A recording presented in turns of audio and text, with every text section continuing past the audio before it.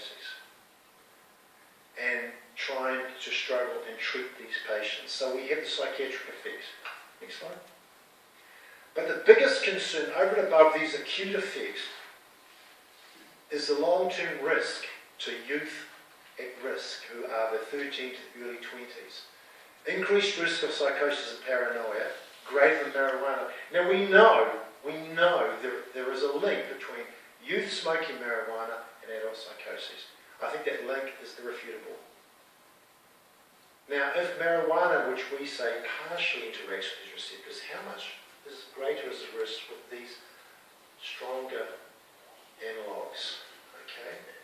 And I hammer the kids. I've hammered probably 4,000 kids now. And I start by saying, you guys, you're going through a change. Your brain's being pruned from 30 to 21. Your brain's preparing you for adulthood. The potential to do good in your life is just awesome.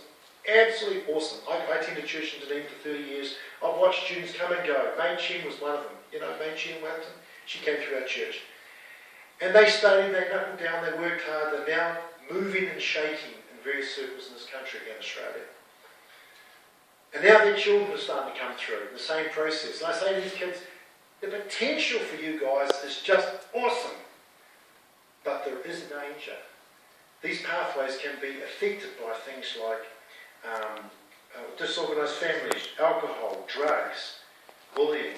I had a long chat with Paul Glue, a professor in psychiatry in medical school in Otago, making sure I got my facts right. These drugs interfere, as we saw, with that part of their brain who define who they are. If marijuana can do that with a delay of 10 years, how much more can these ones do? And they run the risk of permanently changing those pathways, having a lifetime of mental health issues that don't go away. Next one. Of users of synthetic cannabinoids in New Zealand based, of course, the Voice Centre when the age was recorded by the operator. I thought 12 was the youngest. When I was in North Island, I found an instance of a 9-year-old being fed by his elder brother. What happened was, the father, who was addicted, frog marched his son down to a shop that sold it at knife point, forced him to break into the shop and steal them. When the police finally caught up with him, the father did a runner and left his son high and dry. In the meantime, the son, who had hundreds of packets of ring, one of the police were telling me, they came to the house and there was packets everywhere, just everywhere. He was feeding to his 9-year-old brother. So, we're getting ones outside now. Can you go back one? Sorry, it's my fault. 69-year-old, I thought that was awesome. What a clown. What a clown. I just couldn't believe it. I said, so you were 69 years of age, so everybody could hear it, but you could hear them, everybody in the office going, I thought, awesome. Not, as my son would say. But the average age, 16 to 20. Next slide. Thank you. So why do people use them? This is the challenge I take to students in the schools. Why do you use them? They're easy to get.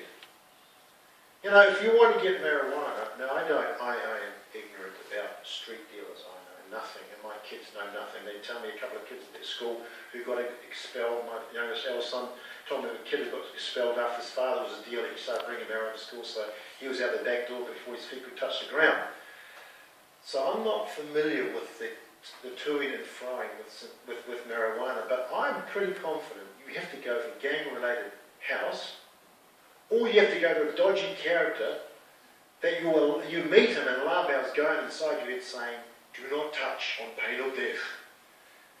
You have to go to that length to get your marijuana, as I understand it. Alright? Synthetic cannabinoids you can buy from your dairy. That scares the pants off me.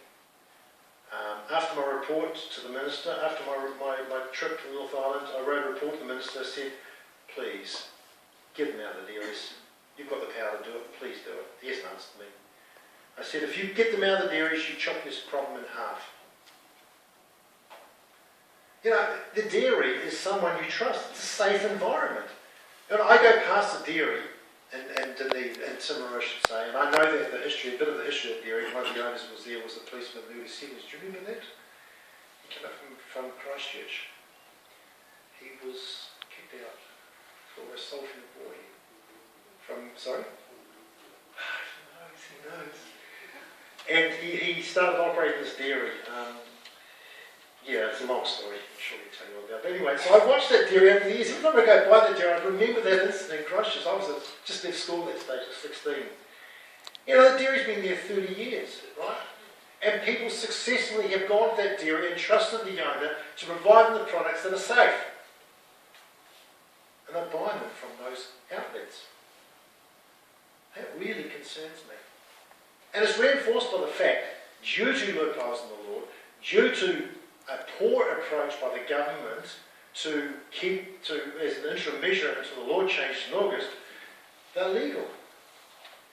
K2 continues there, just the analogues change on a regular basis. And of course, less altruistic reason is cheaper and stronger than marijuana.